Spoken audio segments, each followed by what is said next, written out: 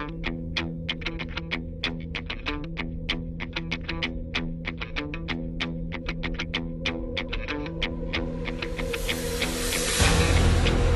oral cavity of a patient with diabetes may show a susceptibility in reactions to injury, infection, all local irritants. Oral findings may be indicative of undiagnosed diabetes and should be referred to a physician for evaluation.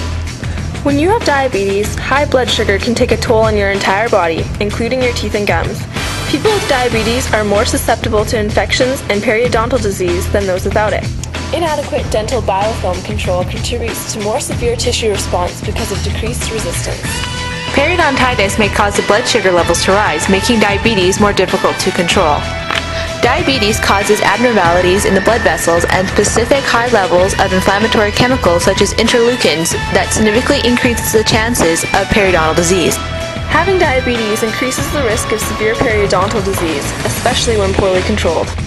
Poorly controlled diabetics have more harmful cytokines in their gingival tissue, causing destructive inflammation of the gums. Diabetics tend to lose collagen, an important protein for connective tissue in the gingiva. Beneficial growth factors are reduced, interfering with the healing response to infection. Reduced circulation in the gums due to diabetes interferes with nutrition and healing in the gingival tissues. Diabetics may be more prone to cavities due to higher glucose levels in their saliva. Another symptom of diabetes may be dry, cracked lips.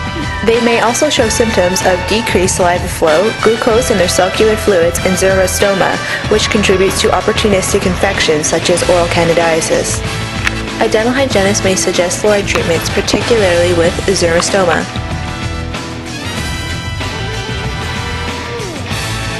Proper nutrition is essential to good control of diabetes. When gums are tender, a diabetic may opt for foods that are not appropriate for their diet.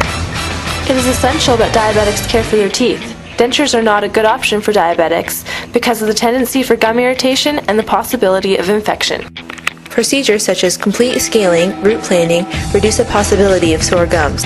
This is why it is important that diabetics see their dentist and dental hygienist on a regular basis.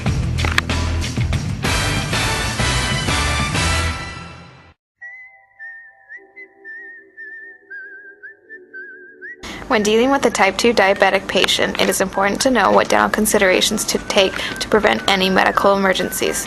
For example, the scheduling of appointments, their diet, monitoring of blood glucose, and also know the actions to take place during and after the appointment. During treatment of a type 2 diabetic patient, the most common complication that occurs is hypoglycemia. Hypoglycemia is a condition which occurs when one's blood glucose is lower than normal. The symptoms of this can be confusion, dizziness, double vision, drowsiness, headache, trembling, or weakness. It is important for clinicians to ensure that the patient has eaten normally. If the patient skips breakfast owing to the dental appointment but still takes the normal dose of insulin, the risk of a hypoglycemic episode is increased. Depending on the patient's medical history, dentists may need to measure the blood glucose level before beginning a procedure. If the clinician suspects that a patient is experiencing a hypoglycemic episode, he or she should terminate dental treatment immediately and administer a fast-acting oral carbohydrate such as glucose tablets, candy, soft drinks, or juice. After immediate treatment, dentists should measure blood glucose levels to confirm the diagnosis and determine if repeated carbohydrate dosing is needed. After dental treatment takes place, one must be aware of the dietary intake, infection control, because diabetes is strongly associated with poor healing, and medications like silicoates because they increase insulin secretion and sensitivity. Therefore, one should avoid prescribing aspirin to the patient.